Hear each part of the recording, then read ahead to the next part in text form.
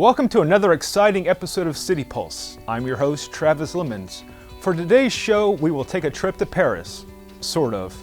Check out how art is beautifying Houston, and see how the Parks Department gears up for an upcoming storm this hurricane season. But we start with paying our respects to the men, women, and first responders who died on 9/11 23 years ago.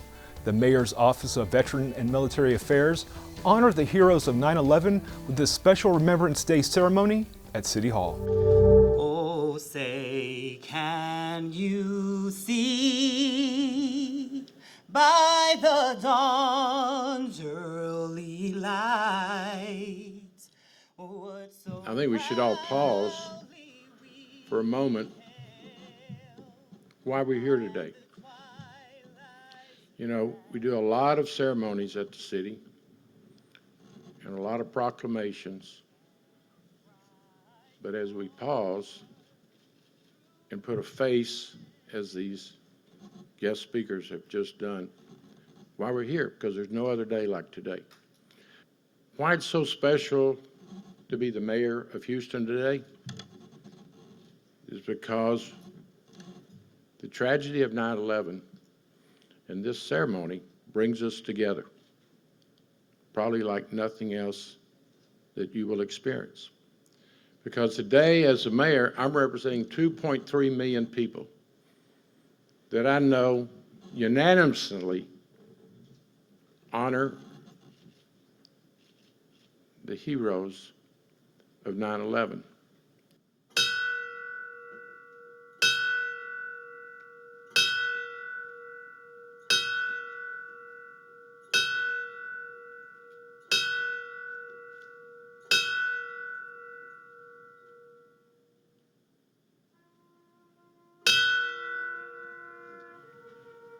My message to audience and to you is not one of fear, but one of vigilance.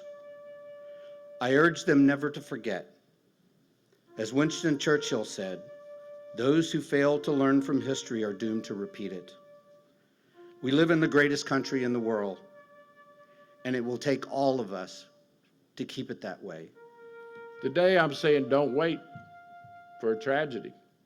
Thank our first responders, our military, everyone that is making our lives safer and allowing us to work and raise our families. High pressure situations call for some quiet time.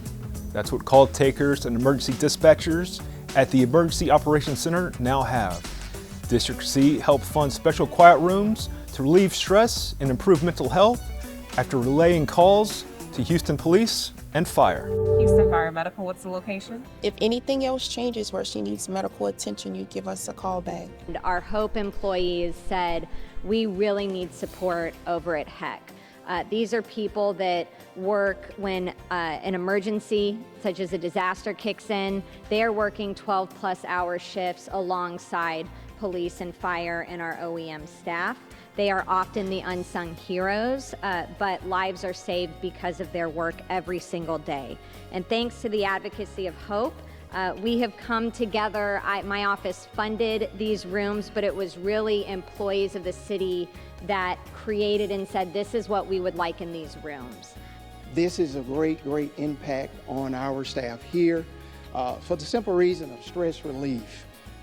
With the high pressure situations that they hear day in and day out, this space provides them to decompress, reduce their stress levels, and hopefully prevent some burnout. And then from the mental health side of it, this is a refuge where they can take a break, meditate, engage in mindfulness activities, and help them lower their anxiety. As it relates to the job satisfaction, it shows that, hey, we as the HEC management here value our employees. As a 911 call taker, I consider us frontline workers. I'm the voice that you will get when you call 911 on your worst day. And it's my job to get you safely to where you need to be or help you in the worst situation of your life. I enjoy what I do. I'd like to also thank Councilman Kamen for doing what she did for us. We deserve the quiet rooms. We need somewhere to go on a stressful call, a stressful day, to debrief and just to relax and try to get through the worst call that we may have taken for the day. Have a plan. This is the first step in preparing for a storm. This includes having an emergency kit with plenty of food, water, and first aid essentials. The same is true for city departments.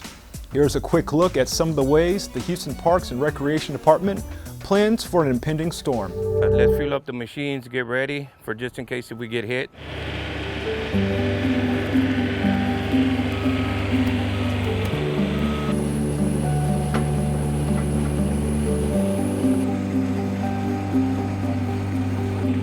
All right, let's check that other side.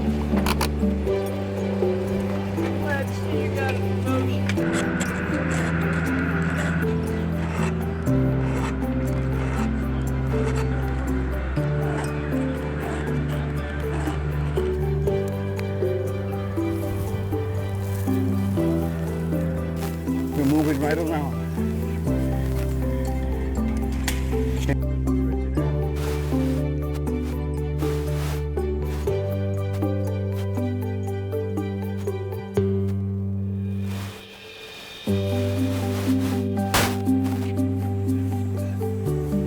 Go ahead. There you go. That's good.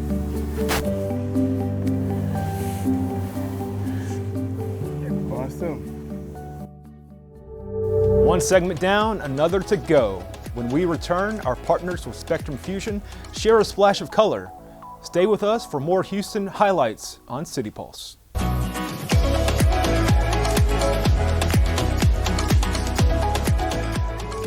Hello, my name is Guadalupe Hernandez.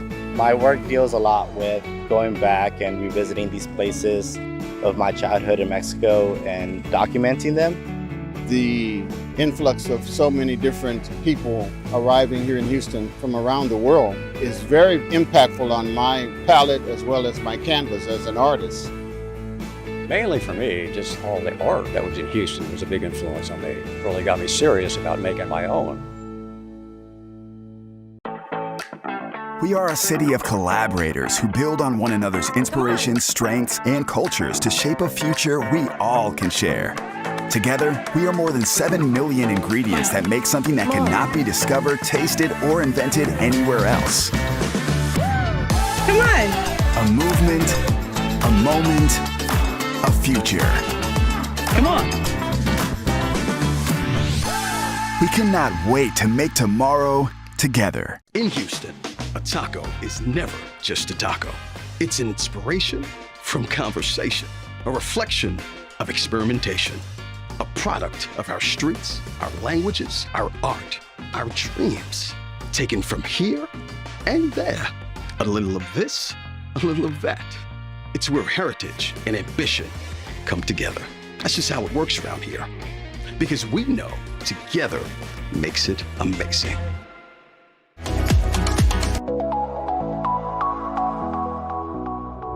Out of the past and into the present, preserving Houston's history is too big a job for one person, which is why community and city department volunteers came out to clear debris and provide upkeep to a cemetery that has sat hidden in Houston's 4th Ward, College Memorial Park Cemetery.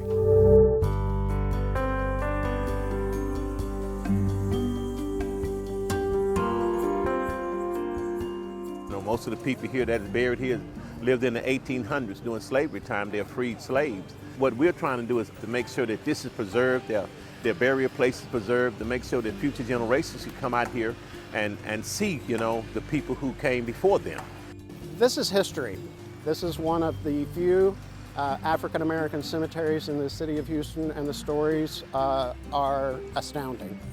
The stories of what our past was like. We need to know what our past was so that we know where we are going in the future, so we can make wise decisions about our future.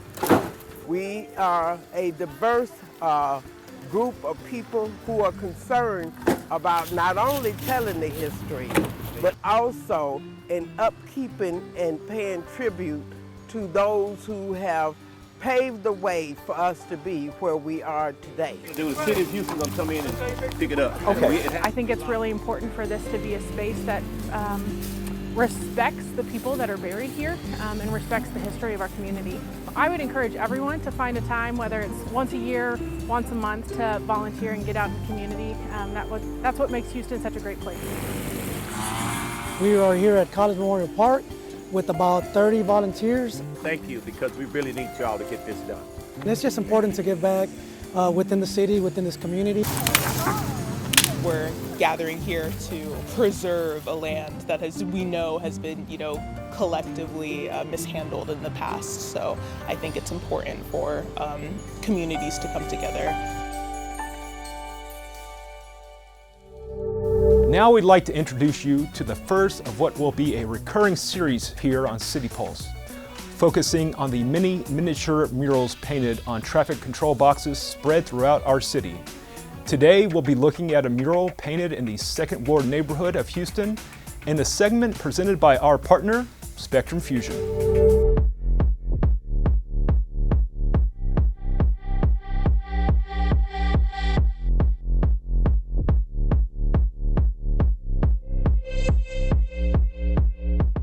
I think that the murals are refreshing respite from the way the city is made.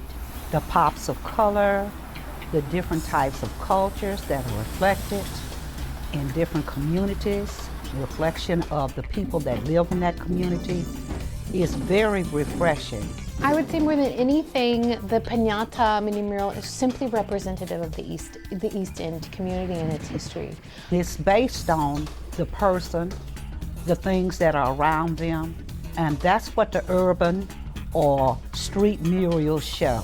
Our neighborhoods are really changing, and they're changing in some cases very rapidly, but for a number of generations, the East End has been primarily Latino. That's shifting some now, but the mini mural marker that has a piñata is a constant reminder of the celebratory culture that we share, especially in the East End, as a predominantly Latino neighborhood. When you see that pop of color, and you know that it's a reflection of the person that has done it. People have put their intuition and their spirit into the painting, and that's really nice. It's fun, it's easy, but it's very much representative of the people in the place. So I just want to thank the City of Houston for sponsoring the murals that are all around the city, as well as all the other forms of artwork, cultural artwork that is getting shown and the presence is. I teased it at the top of the program. Now it's time for the pay up. A trip to Paris. I don't mean the host city for this year's Olympics. I mean the film Paris, Texas. Recently, the Museum of Fine Arts hosted a 40th anniversary retrospective of the Palme d'Or winning film from German filmmaker Wim Wenders and Pulitzer Prize playwright Sam Shepard. The Midals, a Houston punk band that appears in a bar scene, were present for a post-screening Q&A. They reflected on driving the director around Houston to various bars and what it was like to work with actor Harry Dean Stanton. In his first starring role at age 58, Stanton plays Travis, a wanderer in West Texas who reunites with his brother Walt and son Hunter. Once Travis and Hunter reconcile, they embark on a road trip to Houston to find Jane, his wife. Paris, Texas is a European portrait of the U.S., and it is most fitting the final act takes place in Houston, a city that likes to pride itself as the most diverse city in the nation. Okay, that will do it for City Pulse this week. Special thanks to Spectrum Fusion and our community partners for their contributions. For HTV Houston Television and the City of Houston, I'm Travis Leamons, leaving you as I always do. Until I see you next time, do better and be kind.